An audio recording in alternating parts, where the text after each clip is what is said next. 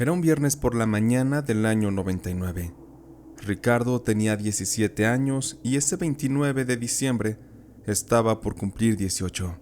Para Ricardo esa fecha marcaba el comienzo de todo lo nuevo que estaba por venir.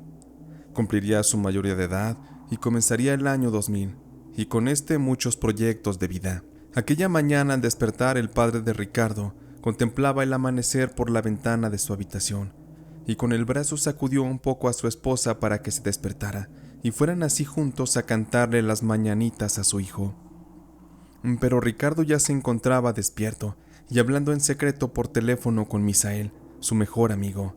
Al ver que sus padres invadieron su privacidad, este colgó el teléfono y con cara de asombro abrazó a sus padres muy fuerte. Les dijo que los quería mucho y les agradeció por el pequeño regalo que le hicieron. Su madre había planeado el tan esperado cumpleaños con una gran celebración en familia. Ella misma hornearía un pastel de chocolate y prepararía el platillo preferido de su hijo. Pero en cuanto tuvo oportunidad, les hizo saber de sus planes en los cuales no estaban incluidos. Y es que toda la vida, Ricardo fue sobreprotegido por ser hijo único. Sus padres lo habían hostigado y limitado durante toda su vida, y ahora con la mayoría de edad enfrente, él quería comenzar a romper todas esas cadenas. Ricardo les dijo que quería pasar su cumpleaños en casa de Misael, también pasar la noche allá y volver a su casa hasta el día siguiente por la tarde. Él quería experimentar ese momento tan especial fuera de casa. Para sus padres fue muy doloroso escuchar eso. Su pequeño niño ya quería ser un hombre, ya quería volar del nido con sus propias alas. A su madre no le quedó más que resignarse a las decisiones del muchacho, y con la voz entrecortada y con un nudo en la garganta, le dio el dinero que usaría para su celebración. Su padre solamente lo abrazó y le dio la bendición, le demostró su apoyo. Eso sí, se le pidió a Ricardo que mantuviera a sus padres muy al tanto de todo para evitar algún tipo de percance. El joven a todo decía que sí, y muy apresurado se vistió, y decidió marcharse a la brevedad para comenzar sus planes junto a Misael. Una vez que Ricardo llegó a casa de este muchacho, se pusieron a planear lo que tenían preparado para la noche. Pues resulta que Ricardo, en realidad no iba a pasar la noche en esa casa con su amigo, sino que había conseguido una sesión especial para Ricardo, con unas personas que se dedicaban a realizar trabajos esotéricos, como el tarot, la adivinación, regresiones y todo ese tipo de cosas. Sin embargo, a esa sesión solo podría ir una persona, que sería el mismo Ricardo, a quien se le había prometido le ayudarían a encontrar un supuesto poder divino que había en él. Misael se quedaría en su casa, solo por si los padres de Ricardo le llegaran a llamar y a preguntar por su hijo. Así Misael se encargaría de inventar cualquier cosa para despistarlos. Misael en sí se consideraba un fanático de lo místico. Él había leído y también había acudido como espectador a aquellas sesiones a las que iría su amigo esa noche. Por lo tanto, desde tiempo atrás, Misael estuvo preparando con información a Ricardo, y basado en la numerología, le dijo a que una persona nacida en un día 29 o que culminara en un número maestro tendría una misión especial en la vida, así que le estuvo metiendo ideas hasta que lo convenció. Además, con todo aquel auge que traía consigo la llegada del año 2000, Ricardo terminó sintiéndose fascinado con todo aquello que Misael le contaba. Por fin ya todo el plan estaba creado. Esa noche al dar las 8, Ricardo se fue. Él escapó por la ventana de la habitación de Misael para dirigirse a ese lugar desconocido. Misael se quedó en su casa para mantener intacta la mentira. Ricardo tardó un poco en dar con la dirección, pero al llegar, notó que el lugar se veía muy diferente a como Misael se lo describió. Era un edificio muy viejo, deteriorado, con un aroma horrible, como a perro muerto. Ricardo se quedó parado y pensativo por lo que estaba a punto de hacer, pero la idea de descubrir ese supuesto poder que había en él lo empujaba a seguir adelante. No había marcha atrás. Él entró y fue buscando entre los departamentos el número que se encontraba escrito en la papeleta que le dio Misael. Llegó así hasta el tercer piso, y allí estaba la puerta de color café claro, con el número 101. Él tocó la puerta un poco tembloroso con sus manos, y después de un par de segundos, una voz muy ronca le contestó detrás de la puerta, y le pidió que dijera el código de acceso. Ricardo, un poco nervioso, dijo: «Pirámide». Esa era la respuesta y con eso logró entrar. El lugar estaba un poco oscuro y al fondo se veían cortinas negras que ocultaban la luz del exterior. En un rincón se escuchaban personas que murmuraban y había un aroma a incienso y velas encendidas que daban una sensación cálida al ambiente. Un hombre de complexión delgada y con una máscara puesta con forma de un animal ocultaba su rostro. De su cuello colgaba una piedra grande de obsidiana y traía puesta una capa de color roja aterciopelada. Se presentó con Ricardo como el maestro y sin decirle nada más, lo fue guiando hasta un sillón. Ahí le hizo algunas preguntas acerca de él. Ricardo, sintiendo un nudo en el estómago, contestaba a las preguntas como un niño regañado. Él se encontraba muy nervioso. El hombre notó su nerviosismo y le ofreció comenzar con el ritual. Ricardo notó que en la habitación había 2 hombres más, los cuales no se presentaron, y también ocultaban su rostro con máscaras de animales que los hacía verse misteriosos y muy intimidantes. Uno de los hombres le indicó a Ricardo que se sentara dentro del gran círculo de sal y que debía hacer todo lo que ellos le pidieran. Ricardo asintió con la cabeza a las indicaciones. Le colocaron así en sus manos una taza pequeña, la cual contenía una sustancia de color oscuro, como el café, pero con un aroma poco agradable. Le dijeron que se tomara toda esa bebida, y cuando Ricardo la probó, el sabor tan desagradable casi lo hace vomitar. Los hombres tomaron un libro de color negro, y mientras Ricardo terminaba de tomarse aquello, ellos abrieron el libro y comenzaron a decir palabras en otro dialecto porque no se les entendía qué era lo que decían. Ricardo estaba atento a las palabras que escuchaba, y de repente comenzó a sentir que todo giraba a su alrededor. Sintió más náuseas y comenzó a tener alucinaciones extrañas. Ricardo veía más grande la habitación y también veía a seres mucho más grandes que sobrepasaban la altura humana. Él comenzó a asustarse y a sudar de las manos, a tener un temblor en todo el cuerpo.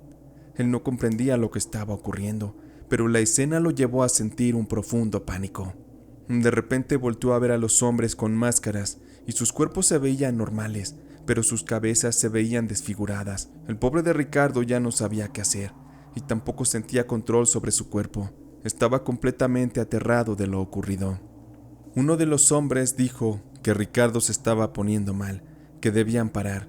Decía que el muchacho no estaba listo, pero los otros continuaron y no paraban de realizar esos rezos. De repente las velas se apagaron todas de un solo soplo, pero no había viento en esa habitación cerrada y se comenzaron a escuchar voces que parecían provenir de todas partes.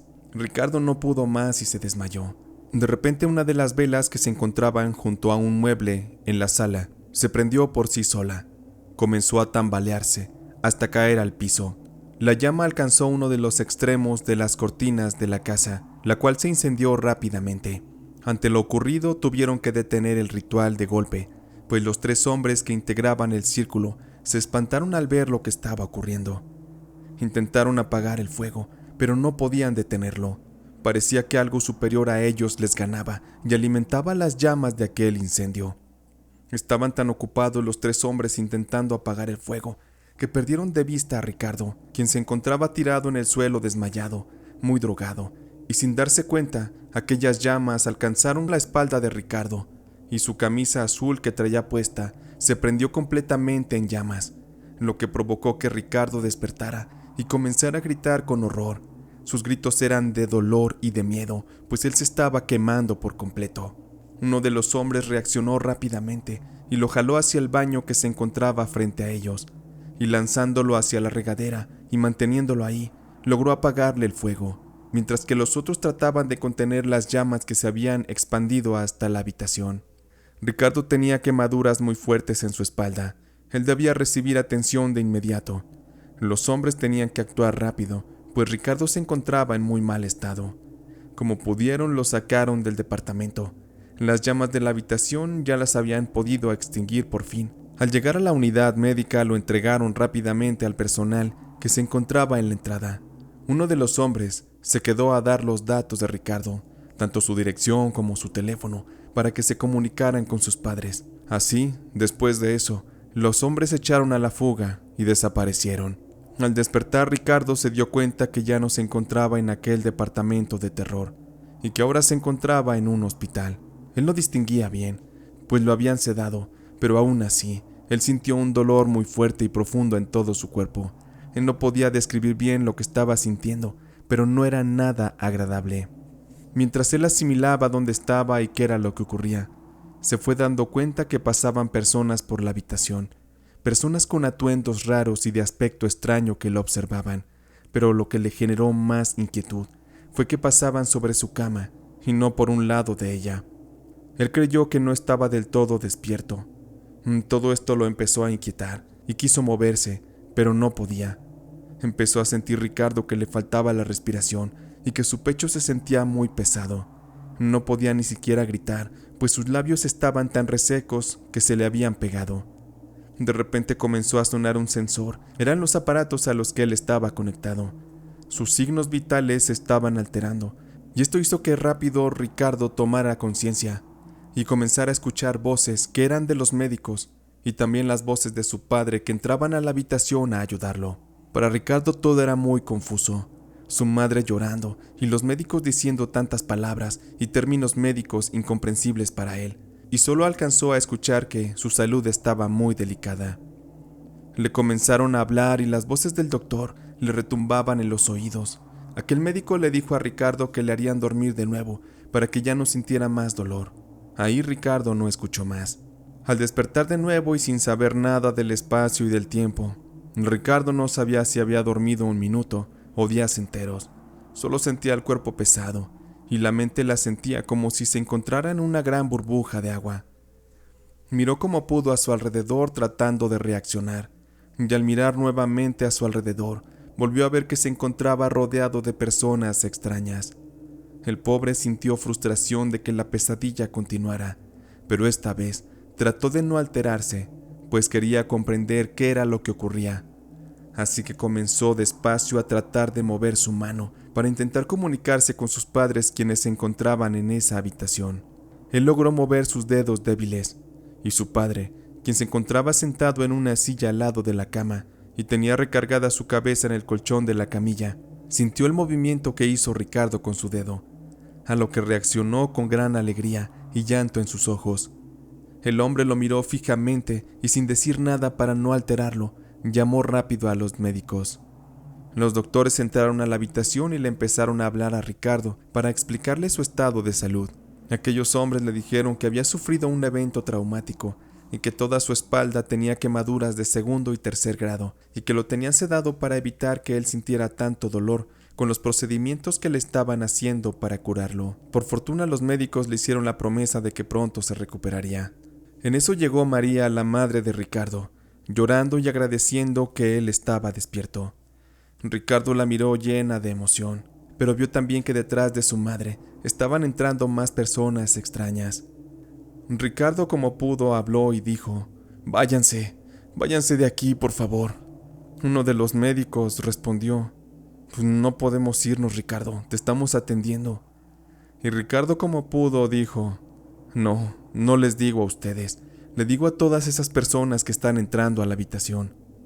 El doctor rápido respondió y dijo que todo aquello debía ser efecto de la droga que ingirió, pues Ricardo cuando llegó tenía droga en sus venas. Todo esto sumado al evento traumático, seguro que era un impacto muy fuerte en su cerebro, que poco a poco iría desapareciendo. Los días comenzaron a transcurrir y Ricardo iba mejorando favorablemente de su cuerpo, pero su mente no. Él tenía muchas pesadillas y cada vez que las tenía se le aparecía como un demonio que le mostraba un libro antiguo, y había un perro negro muy agresivo que lo quería morder y lo hacía despertar muy exaltado. Él miraba tanta gente como de otra época en esas visiones y con apariencias que daban miedo. Ricardo ya sabía que las personas que él veía ya estaban muertas y le generaban mucho miedo. Por más que él trataba, no podía acostumbrarse a verlas. Una noche despertó y escuchó cómo abrían la puerta del cuarto. Él miró hacia un lado y vio que su papá estaba dormido en una silla. En eso entró un niño con cara de asustado y traía puesta la bata del hospital. Ricardo pensó que aquel era otro paciente y que estaba perdido. Así Ricardo comenzó a hablarle a su papá. Oye papá, despierta. Despierta, por favor. El papá de Ricardo le preguntó que qué pasaba, que si se encontraba bien, y Ricardo le comenta: papá, ayuda a ese niño. Mira, ya se metió al cuarto, yo creo que está perdido. El papá de Ricardo se le quedó viendo, consternado, y le dice: pues ¿cuál niño, Ricardo? Aquí no hay nadie. Pero Ricardo insistía: aquí había un niño, papá. De seguro se acaba de salir del cuarto. Avisa a las enfermeras, pues yo creo que puede pasarle algo. El papá de Ricardo se levantó y fue hacia el pasillo, creyendo en todo lo que había visto su hijo, y le avisó de aquello a la enfermera. Esa misma enfermera entró a la habitación y le preguntó a Ricardo que cómo era el niño, a lo que éste contestó que era un niño pequeño que se había metido muy asustado, con bata del mismo hospital. Aquella enfermera le dijo a Ricardo que lo buscarían, que se tranquilizara. La enfermera le pidió al papá de Ricardo salir un momento, y le hizo el comentario que un niño con la misma descripción que hizo Ricardo un momento atrás coincidía con la misma de un niño que acababa de morir en urgencias y que no lo habían logrado salvar. La enfermera dijo que era sorprendente que Ricardo hubiera dicho aquello. Su padre se quedó muy preocupado, pues lo que le había pasado a Ricardo pudo haberle desencadenado un trauma, pues Ricardo decía ver gente dentro de la habitación de manera constante. El papá de Ricardo se retiró pensando en qué era lo que le estaba ocurriendo a su hijo, pero sabía que ya no era el mismo. Así que creyó prudente que era momento de que tocaran el tema de lo que ocurrió aquel día de su cumpleaños. Sus padres primero quisieron escuchar a Ricardo contar su versión de los hechos. Después de escuchar todo de palabras de Ricardo, este se dio cuenta de que no sabía casi nada de lo ocurrido, a pesar de ser él el protagonista de su historia. Le revelaron a Ricardo que su mejor amigo Misael había creado una broma de muy mal gusto, y fue así como los papás de Ricardo le revelaron algo. Y es que su mejor amigo Misael había creado toda una broma de muy mal gusto para Ricardo.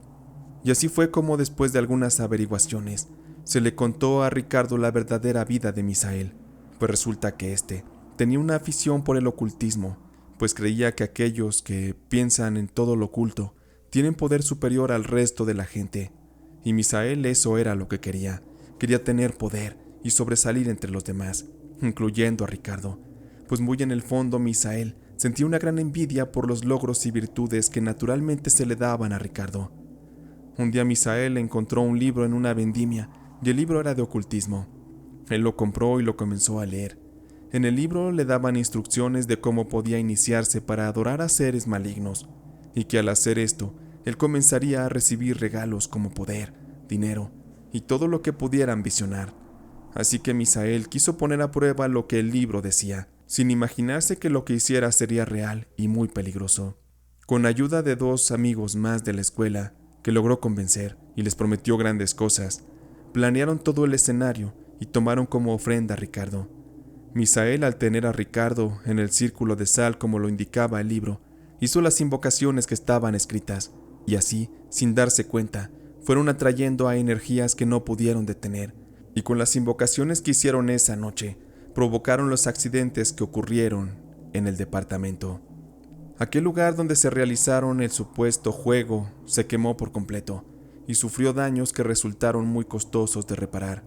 Ese departamento era del padre de Misael, un hombre de carácter muy duro.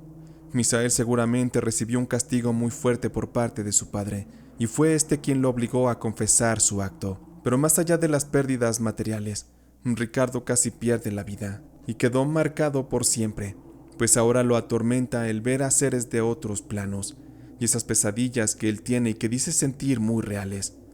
Ricardo quedó sorprendido de lo que su padre le contó. Él no podía creer que su mejor amigo le hubiera hecho semejante trampa. Él se sentía triste y traicionado. Ocurrió algo muy extraño después de todo eso. Días antes de que Ricardo saliera del hospital, comenzó a soñar y a sentir más de cerca a ese demonio que tomaba la forma de un perro negro y rabioso. Solo era cuestión de que cerrara sus ojos y lo veía. Uno de esos días la mamá de Ricardo dijo: ya van varios días que veo desde la ventana del pasillo un perro negro y que seguro se vino siguiendo a su amo y espera a que salga. A Ricardo se le enchinó la piel de escuchar eso. Llegando el padre de Ricardo una vez al hospital le dijo: ¿sabes quién vendrá a visitarte y a pedirte perdón? Pues Misael. Quiero pedirte, hijo, que si tú quieres lo perdones, porque hay cargos en su contra, pero que por favor jamás te vuelvas a juntar con este muchacho, pues él ya nos demostró que no es una buena persona. Ricardo le dijo que así sería, que él ya no quería ni verlo. Su estómago estaba lleno de rabia por dentro y quería incluso levantarse para golpearlo. Después de unas horas se escuchó movimiento en los pasillos y a la gente muy desconcertada. El papá de Ricardo salió rápidamente a ver qué era lo que estaba ocurriendo. ¿Cuál fue su sorpresa? Las personas estaban viendo por las ventanas lo que ocurría en la calle. Aquel perro negro estaba atacando de una manera brutal a un muchacho al cual ya tenía todo ensangrentado en el piso. Aquel muchacho se trataba de Misael. Él iba en camino al hospital a pedir perdón a Ricardo, cuando en eso aquel perro lo atacó y lo dejó completamente desfigurado de la cara. Al malvado de Misael lo empezaron a perseguir sus males, sus demonios. Toda la magia que él hizo se le fue en contra, y después de eso lo atormentaban sombras y seres que no eran de este mundo. Misael ya no pudo tener una vida normal. La gente lo veía con desprecio y le hacían burla por las marcas que tenía en su cara. Su deformidad lo hizo que las chicas lo rechazaran y comenzó a recibir bullying en la escuela. Todo lo fue orillando poco a poco hasta que una noche se metió en su habitación, se colocó aquel libro negro en el pecho y se dio un disparo en la boca que le voló la cabeza.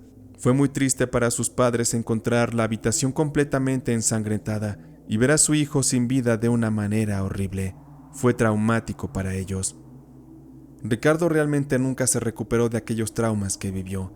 Con el paso del tiempo han ido siendo menos, pero aún persisten las visiones y aquellas energías que lo acechan desde el más allá, porque aquello que le hizo su amigo Misael junto con los otros muchachos nunca pudo desaparecer.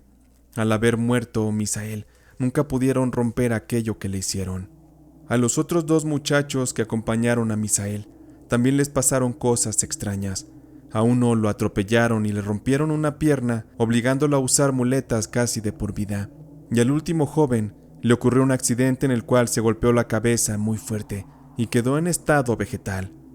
Al final todos tuvieron su merecido y pagaron el castigo por haberle hecho aquello a Ricardo. Pero más allá de eso, pagaron por haberse metido con fuerzas que no comprendían, fuerzas del más allá, fuerzas superiores. Y es que la brujería o las invocaciones no son un juego. Siempre habrá algo más allá que buscará completamente apoderarse y crear el caos en este mundo, tal y como lo hizo en este caso con Ricardo, con Misael y con los otros muchachos.